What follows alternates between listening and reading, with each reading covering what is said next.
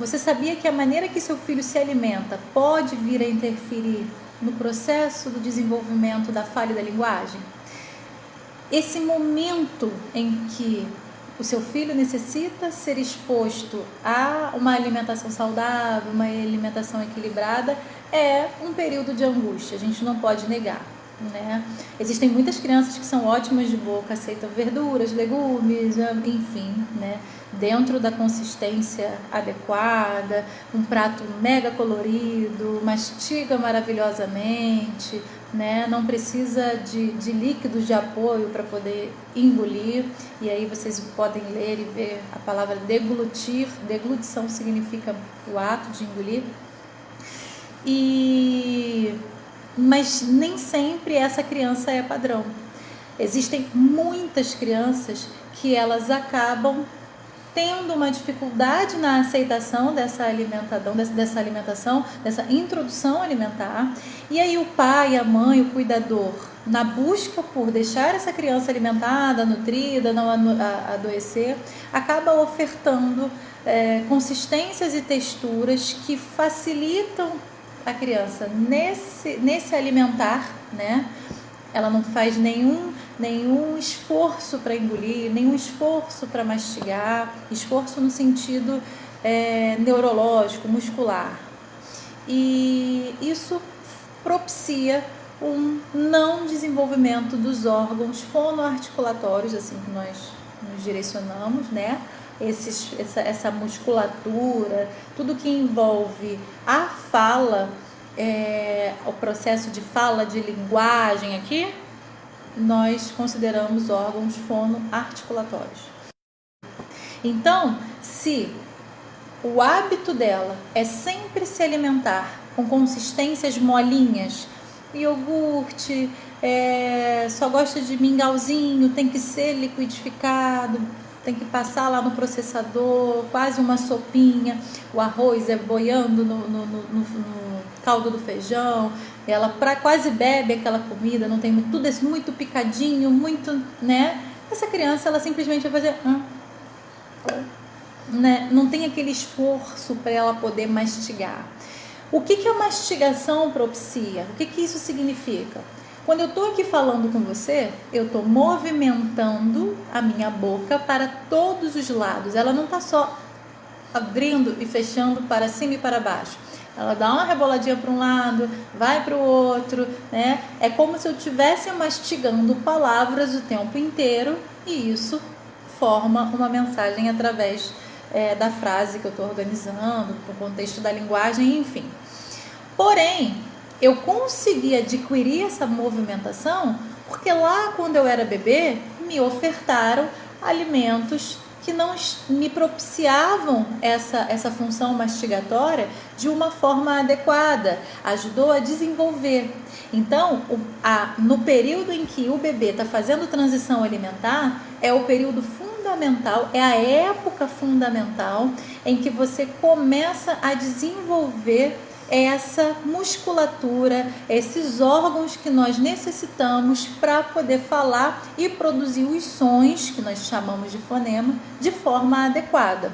Se você pega aquela comida daquele bebê, você passa no liquidificador para facilitar a ingestão, você acaba fazendo com que ele interprete que não existe nenhuma força a ser feita para que ele possa engolir. Então aquela abertura pequena de boca e a engolir, né? Eu oferto uma mamadeira para essa criança e aí eu abro aquele bico, a criança vai quase que na gravidade da coisa ali para poder conseguir ingerir aquele alimento.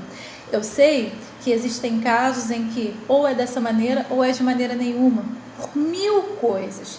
E aí você, junto com seu pediatra, junto com uma nutricionista, junto com uma fonoaudióloga para verificar essa mastigação, todo esse processo ali da deglutição, se está tudo certinho, todo mundo ali naquela equipe vai conseguir direcionar qual é a maneira e qual é a forma que nós vamos organizar aquele processo de alimentação para que isso não venha interferir em outros desenvolvimentos, né? Sendo que quando uma criança está neurologicamente bem, ela tem todas as habilidades funcionais para que a fala e seja o que for transcorra dentro do esperado, a gente não pode deixar que nossas ações, que o externo venha atrapalhar isso.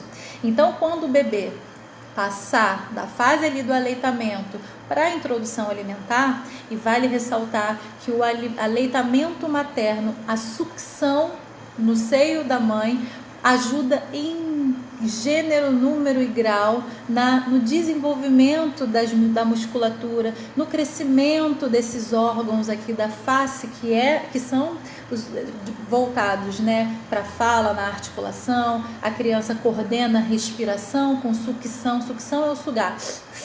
Ela faz umas pausas respiratórias, ela já começa a desenvolver o que ela necessita para construir uma linguagem. Eu não deixo de estar organizando meu sistema neurológico ali, minha linguagem interna, para que ele entenda que cada movimento é necessário para determinada situação. E aí, tudo bem, teve o aleitamento, tudo, a criança mamou, começou a introduzir os alimentos. Quanto menos você liquidificar, você simplesmente amassar para evitar possíveis engasgos no início. É normal a criança às vezes parecer que vai engasgar, parecer que vai vomitar, porque aquilo é novo para ela, porém ela necessita ser estimulada neurologicamente para desassociar o dente da língua, do lábio, saber que cada um tem o seu movimento particular. O meu lado, eu tenho que saber se essa criança, ela assopra, se essa criança, ela consegue sugar, se essa criança, ela está mastigando direito, se essa criança, ela está engolindo direito, se a respiração dessa criança durante esse processo de alimentação está adequado. E aí você fala, Karina, o que isso tem a ver com a fala? Ué, quando eu estou me organizando para falar, a primeira coisa que eu faço é fiz um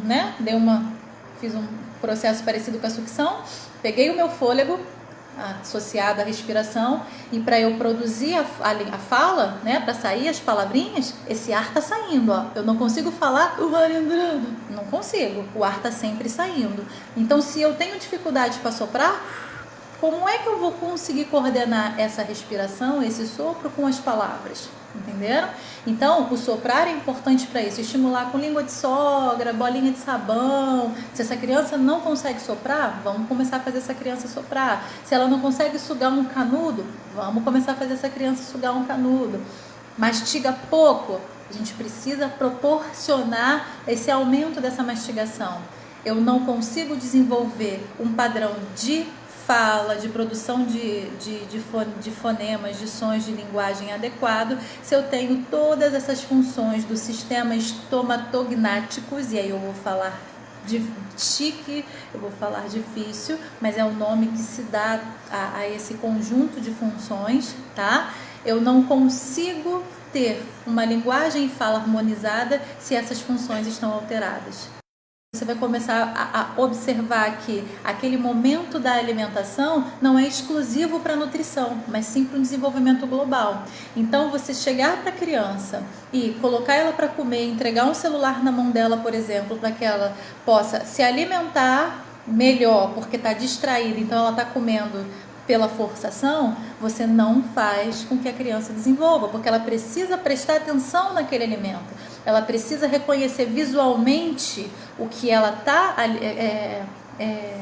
ingerindo, para que haja um reconhecimento cognitivo, para que aquele sistema neurológico ele se organize e ajude no desenvolvimento da linguagem, na organização neurológica, enfim, né? Então, alimentar é um momento único, é um momento exclusivo. Você colocar fatores de distração ou fazer com que aquele momento seja um momento traumático, come sim, senta aqui, aquela coisa toda, não ser um momento prazeroso, pode vir a dificultar várias outras áreas de desenvolvimento desse pequenininho aí que ainda está no período de experimentação nesse mundo que é novo para ele, tá bom?